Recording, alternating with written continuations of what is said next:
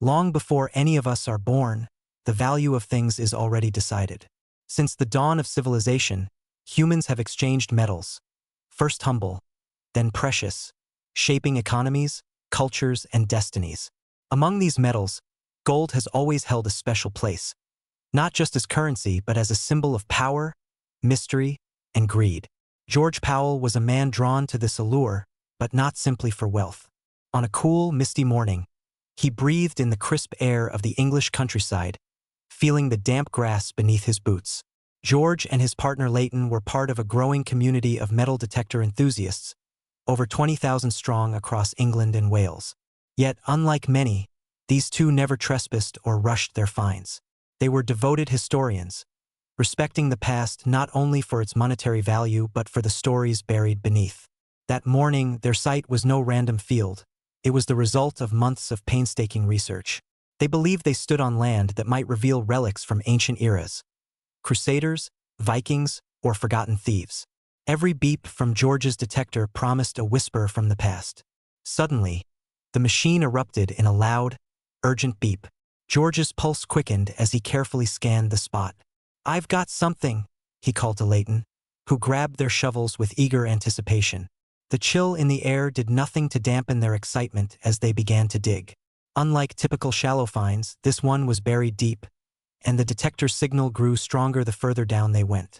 Then, with a metallic clink, gold emerged from the soil, coins sparkling with the faded light of centuries. George's breath caught. These were no ordinary coins but artifacts etched with intricate designs, hinting at a history older than any local legend. Leighton soon uncovered a trove: a silver ingot, a dragon-shaped bracelet, a pearl pendant, and a gold ring. All signs pointed to the Viking era. Their dreams of fortune were within reach. But the law was clear. The National Treasure Act required all valuable finds to be reported. If they complied, they could receive a legal reward, but if they didn't, they risked losing everything. George saw this as a betrayal of the ordinary man's right to benefit from his hard work. So they kept their discovery a secret. They enlisted a friend, Jorg, an antiques dealer, who confirmed the coin's origins. But the temptation to hide the hoard was too strong, despite the risks. Trouble came when a stranger, a rule-abiding history buff, visited Jorg's shop. Suspicious, the man examined the coins closely and raised the alarm. Before long, police arrived with a search warrant.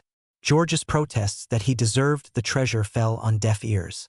The officers explained that by hiding the find, George had forfeited any chance of legal reward, risking imprisonment instead.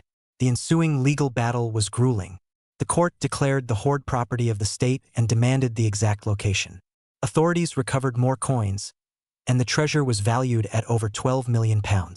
George might have received a fraction legally, perhaps £3 million, but his gamble cost him dearly. Worse, he and Leighton's attempt to conceal some of the stash landed them in prison for conspiracy. Their story stirred debate. Was the punishment fair? Is the National Treasure Act just? Would you, if faced with such a discovery, hand it over or hide it? George and Leighton served their sentences, their dreams shattered but their story a cautionary tale.